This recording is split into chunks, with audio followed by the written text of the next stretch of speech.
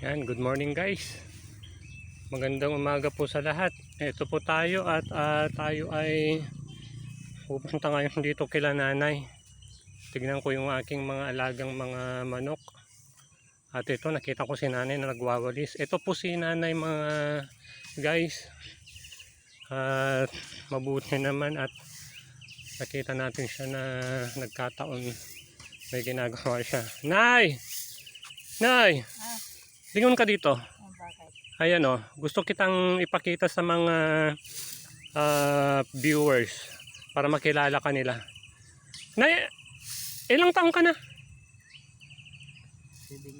71. 71? Kala ko 70 lang. 71. Tapos, talagang sa matagal na kitang kilala nanay,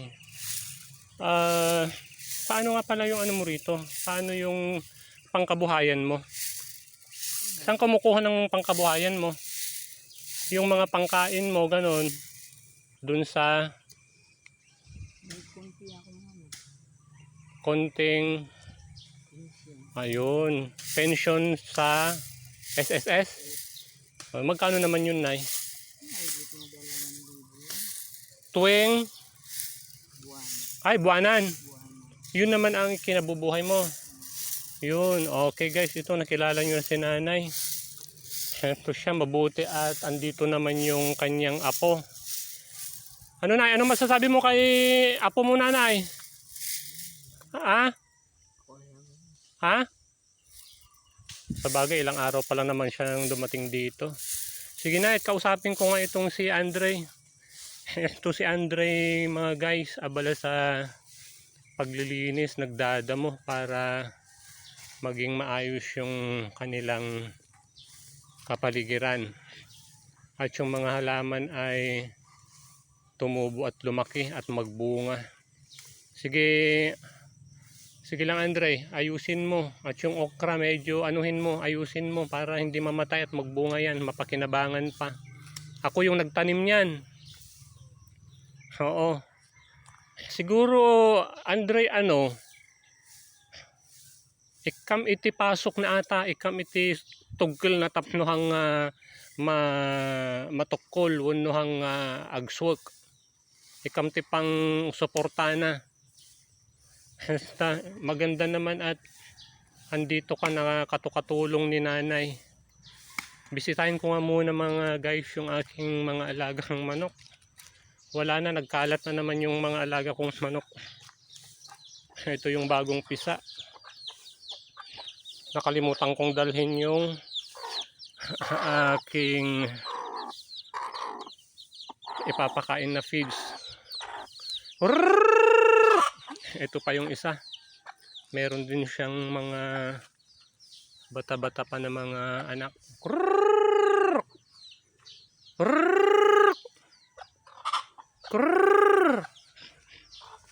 Tatakbuhan yung mga iba. Wala na, tuwing umaga dyan na kanya-kanyang takbo na. Buti guys, maliwalas na dito dahil andyan si Andre na medyo tumutulong sa pag wawalis-walis dito. Hindi kagaya dati, mag-isa si nanay. Siyang nagwawalis dito, napakaluwang na bakuran. Kawawa naman si nanay. Ano Andre, tanghali na yung mga alaga yung kambing. Ito nanay yung ito nanay. Ba't nanay ang nasabi ko? Ito yung aking mga halaman na kamuting kahoy. Nagtanim ako para kahit paano may pagkuhanan ng pangmerienda man lang. Ito yung halaman kong kamote para sabi ko kay nanay kung kailangan niya ng talbos ng kamote, manguha lang siya. Mga tanim kong ampalaya. Yung tanim namin ni nanay na tawag dito eggplant, talong, medyo ano pa siya, maliliit pa.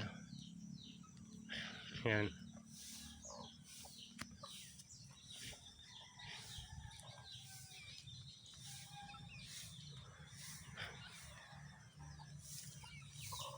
Tanghali na Andre, yung mga kambing mo ayaw pang ipaano ni nanay? Ayaw niya? Tanghali na nanay yung mga kambing mo.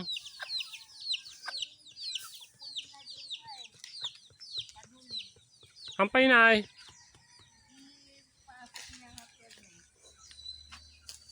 Gusto nga. Kagud walang ti ipasok mo ngamin Andray tapno kwa. Hamo ipaspasok launa no impokpok mo namin sa ngapulon stone. Ito ang bahay ni nanay guys. Dito siya nakatira. Ilang taong ka nang o gaano ka nakatagal na dito nakatira nanay? Itong bahay na to guys ay hindi naman kay nanay. Tumira lang siya dito para may magbantay. Hindi ko alam kung ilang taon na. Pero taon na rin, isang taon, 2 taon, ganon. 2 taon na siguro. Oo, ito ang kanyang titirahan guys. Mabuti naman at kahit paano may tirahan na maayos-ayos si nanay. At dito, Kapatid niya. bahay ng kapatid mo to. Oo, pero yung kapatid mo na ay nasaan? Andoon sa Andyan lang. sa malaking bahay. Doon sa may patay. Ibig sabihin yun ang talagang bahay na niya ngayon. Doon sa may patay ngayon. Dito ang bahay. Bahay nila ng yung tagpo dito. Oo. Tapos si Andre natutulog dito sa sopa. Suba. Oo, dito lang natutulog guys si Andre. Dito sa sopa. Naipasok ako Tignan ko itong dito guys ang higaan ni Andre. Dahil itong kwarto ni nanay, itong una. Yan, walang pintuan, kurtina lang. May pangalawang kwarto pero puno ng gamit. Hindi dito pwedeng matulog si Andre. Yan, puno ng gamit. Masukal. Walang space para maging tulugan ni Andre. Tapos ito naman ang kanilang maliit na kusina. Dito naman, pangatlong room may natutulog dito. Yung mag-asawang pamangkin ni nanay. Pero gabi na dumarating dahil nagtatrabaho, nagko-construction, nagwo-welder. Ito ang kanilang banyo, madilim. Ang dilim ng bahay ni nanay. Hindi makita dito yung bombahan nila. Nakasarado doon, nakafix yung sarado doon dahil medyo natatakot si nanay baka meron daw makapasok dito na hindi niya alam. Pero kahit paano matibay naman tong bahay ni nanay. Magulo nga lang dahil talagang walang kasama si nanay na nagsisino pa. Ito namang si Andre. Pinagbabawalan ni nanay na galawin yung mga gamit-gamit dahil mayroon baka raw may mawala. Ganon. At mapagalitan pa siya nung tito niya na minsan ay dumarating dito. Hindi naman lagi-lagi. Dinadalaw lang si nanay tapos binibigyan ng konting pagkain, ulam, ganon. So, yung mga kambing mamaya-maya pa daw papastol dahil medyo maaga pa daw, mahamog pa yung mga damo. Ayan, Andre, lagi mo lang tulungan si nanay sa mga gawain niya para hindi naman siya ma-stress, hindi naman siya mapagod dahil matanda na yung si nanay. Hindi ko pa alam kung anong pangalan ni nanay sa tagal-tagal na nakakasama ko siya. Anong pangalan ni nanay? Pangalan niya po? Yung pangalan niya. Anong tawag sa kanya, nanay? Kasi nakikita ko yung galon niya minsan na lalagyan ng tubig niya. Nida ba yun? Nida yung andun eh. Ewan ko kung yun ang pangalan niya. Pero ang talagang tawag ko na lang nanay Baak. Halika Andre, tignan natin si nanay doon oh. Oh yun. Ipapastol na ni nanay yung kambing.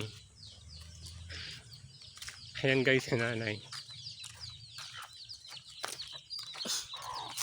Tulungan mo si nanay Andre. Tignan mo may ubo ka pa.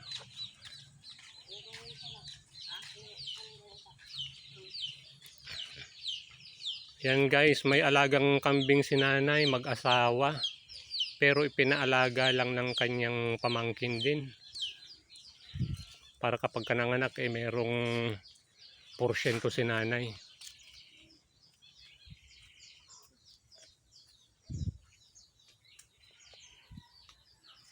Ito ang likuran ng bahay guys. Lalagyan ng mga dayami pangkain ng kalabaw, baka. Pero sa ngayon yung baka nila ay wala dito, din nila dun sa kabilang bukid. Dahil mas marami siyang makakain na fresh na damo doon. Yan, itabi mo rin dun sa ano ni nanay. Nako. Yang ubo mo talagang malala. Sige, tulungan mo ako mamaya na ano. Mangahoy tayo ulit konti mamaya at bigyan kita ng konting pera mo. May pera ka ba? Bakit wala? Sige, at bigyan kita ng konting pera mo ulit mamaya. Guys, sige, balik na muna kami sa aming mga trabaho at tayo ay magpapaalam na ulit. Hatid lang natin sila nanay at saka si Andre doon sa pastulan ng kanilang kambing. Talagang nakakaawa minsan si nanay. Ako na yung minsan ay tumutulong sa kanyang mga trabaho dito dahil napapagod din si nanay. Lalo nung may sakit po siya mga guys. Sipon, ubo, tapos may lagnat.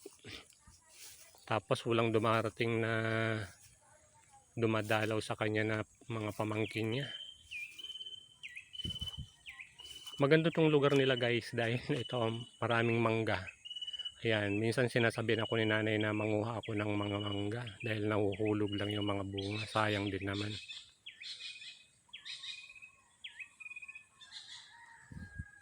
Yan, ang ganda ng lugar ni nanay. Kaya lang, sa dami ng mga puno, mga kawayan, yan, kailangan talagang magwalis ng magwalis. Yan ang talagang trabaho ni nanay. Oh, dito na pala ulit si Andre. Kasi Andre, tulong-tulong lang kay nanay Oo. At sige, at tayo ay makikisuyo sa ating mga viewers, subscribers sana. Magkaroon sana ng sponsor po sila Andre, kasama na po si nanay mga guys. Dahil kung sa gawang ako lang, sarili ko lang, oo nakakutulong ako pero hindi naman gaano. Kaya sana po yung may mga mabubuting puso po dyan, sana po ay mabigyan po sila ng pansin. At lalong lalo na itong si Andre po nangangarap na makapagbalik sa pag-aaral dahil may pangarap po siya mga guys. Gusto niya daw magpulis kung papalarin, kung may tutulong sa kanya. Dahil yung kanyang nanay naman, sabi nga niya nasa abroad pero hindi naman niya maasahan dahil may pamilya na po siyang pangalawa. Yung kanyang naging pangalawang asawa na siya yung bumubugbog sa kanilang magkapatid. Ayan mga guys.